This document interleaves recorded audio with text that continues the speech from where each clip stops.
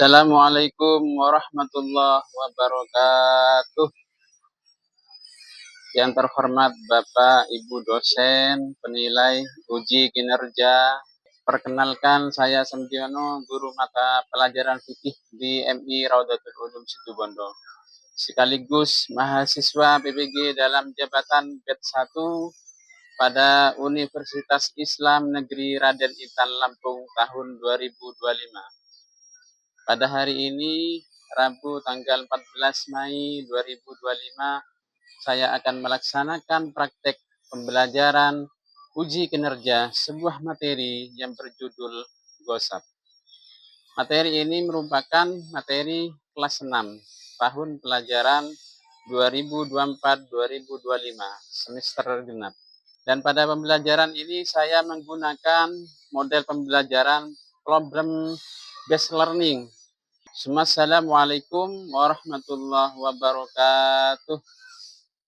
Assalamualaikum warahmatullahi wabarakatuh. Waalaikumsalam warahmatullahi wabarakatuh. Selamat pagi. Pagi. Luar biasa. Tetap semangat. Apa kabar hari ini? Baik. Sehat semua? Sehat. Gimana temannya? Masuk semua? Masuk. Coba Pak Guru cek dulu ya. Anis Alifia Lestari. Atika Bilkis Azizah. Dewi Sintia Sari. Elinda Dewi. Inaya Rahmatil Maulida. Lutfia. Tunjuk tangan ya. Muhammad Sofil. Muhammad Aldiansah. Novita Mara. Sri Wahyuni. Sebelum pembelajaran dimulai, kita terlebih dahulu berdoa. Yang memimpin doa hari ini siapa? Ayo maju ke depan, dipimpin doa. Sebelum pelajaran dimulai, mari kita baca doa bersama-sama. Berdoa dimulai. Bismillahirrahmanirrahim. Rabbi zidni ilma warzuqni fahma. Rabbi shrah li sadri wa yassir li amri wahlul 'uqdatam min lisani yafqahu qawli. Amin ya rabbal alamin. Sebelum kepada materi, Pak Guru pingin breaking terkait yaitu angka 1 sampai angka 7. 1, 2, 3, 4, 5, 6, 7. Nah sekarang yang pakai tubuh itu kita berdiri terlebih dahulu. 1, 2, 3, 4, 5, 6, 7. Sudah, bagus. Ya duduk kembali. Sudah duduk kembali. Ya, kita hari ini yaitu mata pelajaran fikih dengan materi yaitu tentang gosap. Tujuan pembelajaran hari ini adalah siswa dapat mengidentifikasi gosap, yaitu tentang gosap. Pak Guru ingin tanya, ada yang tahu enggak apa itu gosap? Ada yang tahu? Apa? Mengambil barang dengan cara yang zalim atau dengan terang-terangan. Mengambil cara barang dengan zalim atau dengan cara terang-terangan. Nah, itu dinamakan gosap. Pengertian gosap di dalam ilmu tafsir, kata gosap berasal dari kata gosaba yang sibu gosban, yang berarti mengambil secara paksa dan zalim. Secara harfiah, gosap adalah mengambil sesuatu secara paksa dengan terang-terangan, dengan bermaksud menguasai hak-hak orang orang lain dengan cara yang tidak benar meskipun mempunyai niat akan mengembalikannya. Allah berfirman menceritakan dialog antara Nabi Musa dan Nabi Khidir di dalam Al-Qur'an surat Al-Kahfi. Bismillahirrahmanirrahim.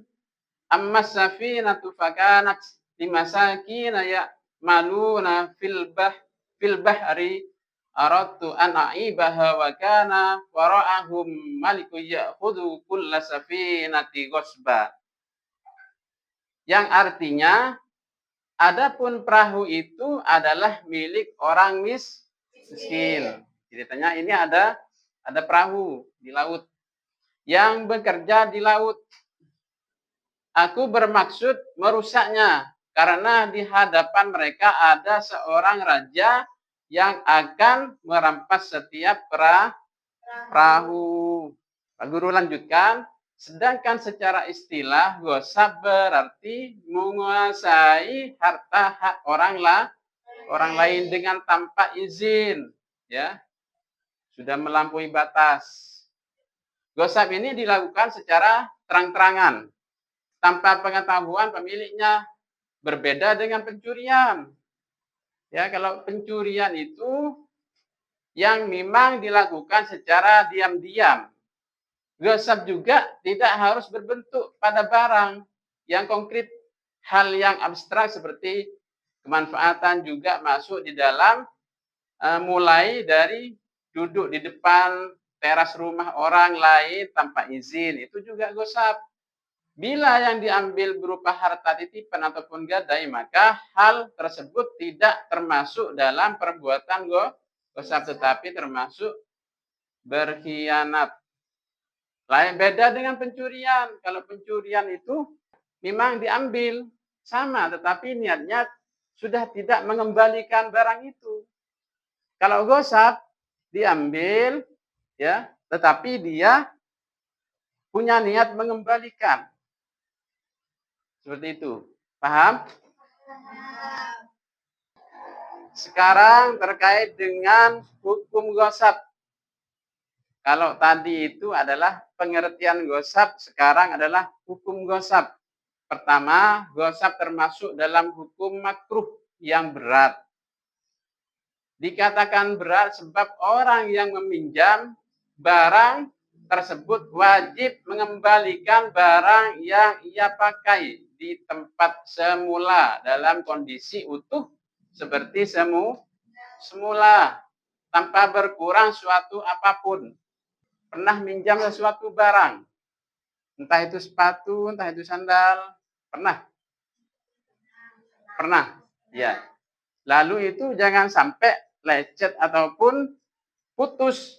Selanjutnya, bahkan ada sebagian pendapat yang menyatakan bahwa orang yang melakukan gosab tersebut dikenakan tanggungan ataupun harus mengganti barang gosab dengan berlipat ganda. Ini kalau rusak, itu harus diganti, bertanggung jawab. Menurut pendapat yang sahih, wajib bagi orang yang menggosab tersebut mengganti biaya yang sepadan jika memang terjadi kerusakan ataupun kekurangan pada barang yang sudah ia pinjam. Jika dihubungkan dengan sholat, apakah sah hukumnya sholat dengan memakai barang gosab? Diperhatikan baik-baik ya. Perhatikan baik-baik.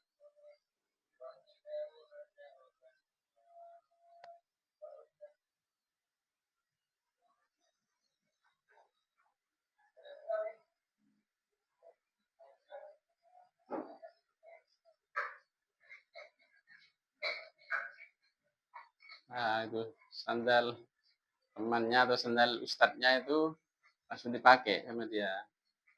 Bukan milik dia. Tanpa seizin. Nah, itu cari kan. Tuh ketahuan temannya. Tadi ustadznya cari ya. Cari kan.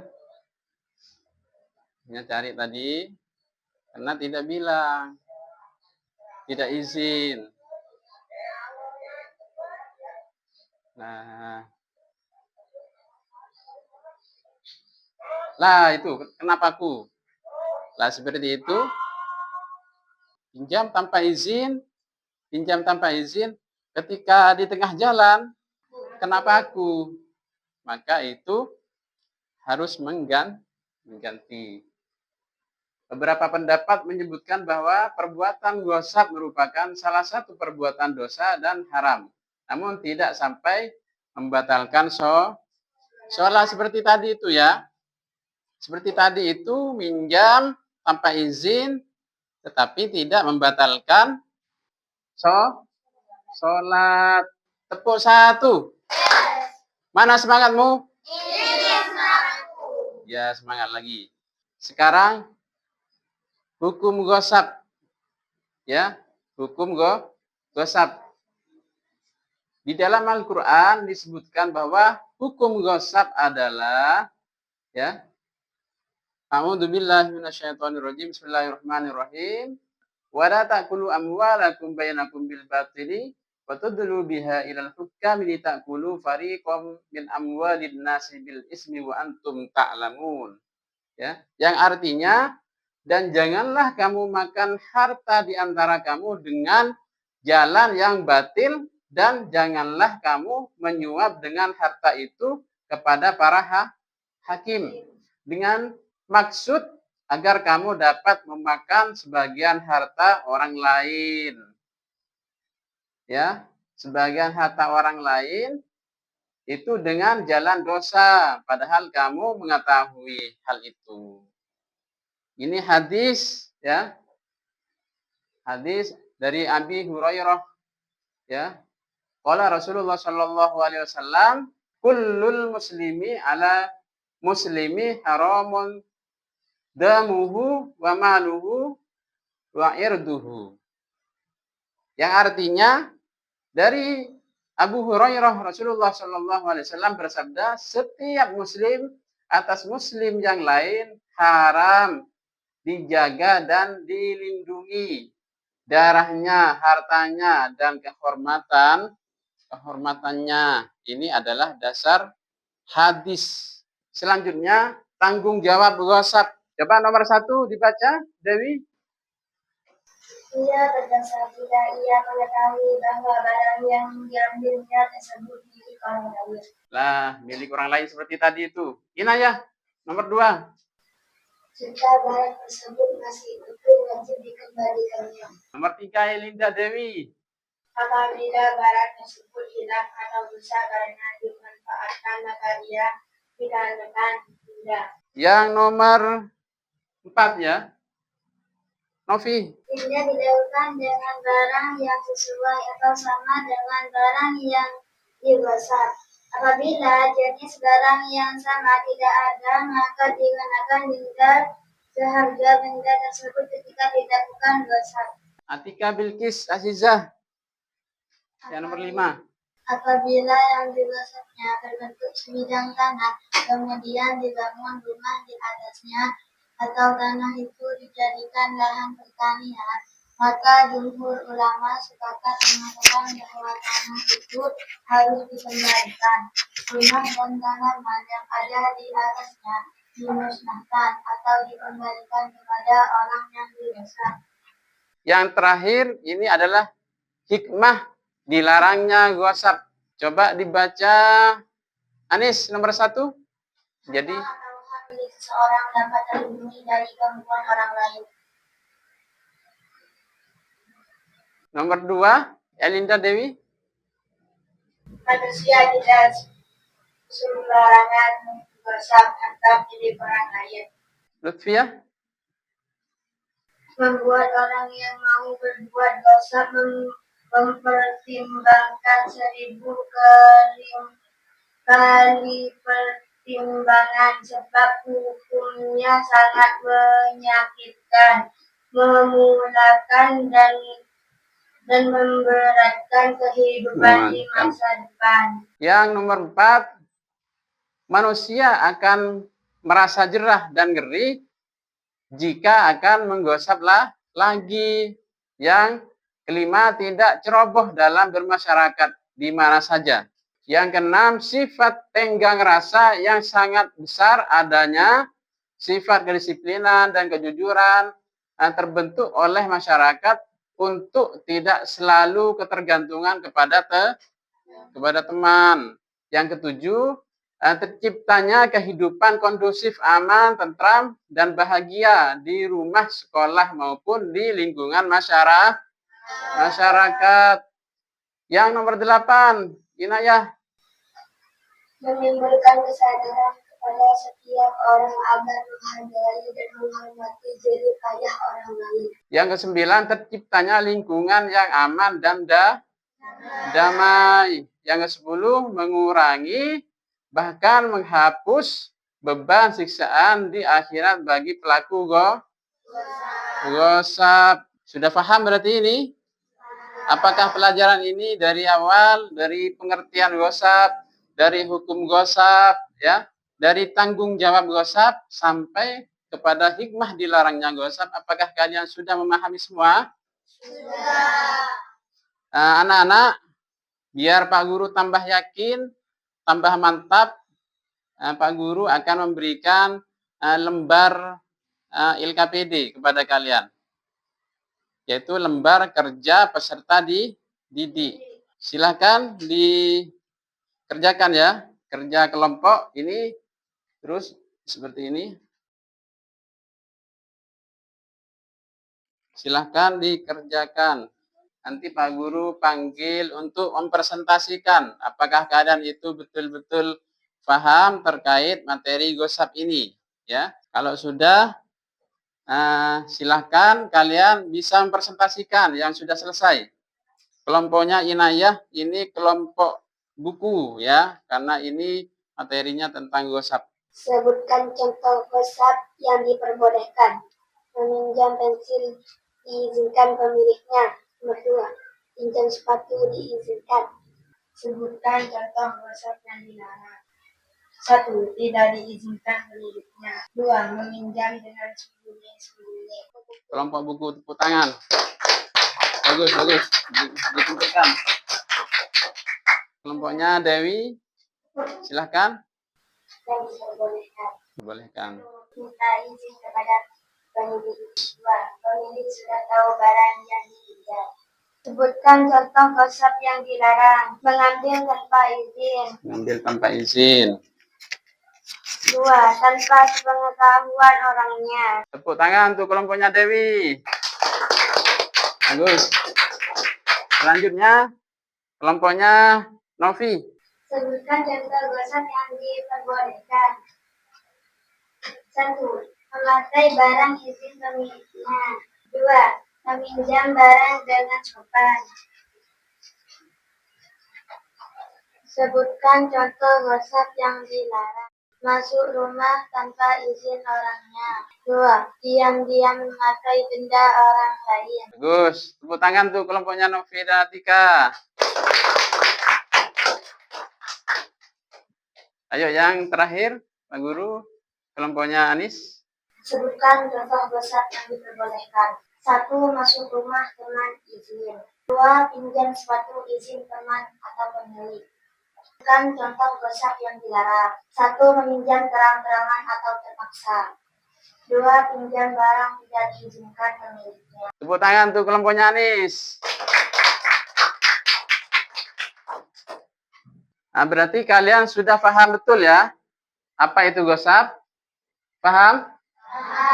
Nah, Pak Guru bisa menyimpulkan bahwa gosap itu dilarang oleh agama tanpa izin, minimal harus izin kepada pemiliknya, ya, biar kita itu hidupnya tentram, aman, nyaman.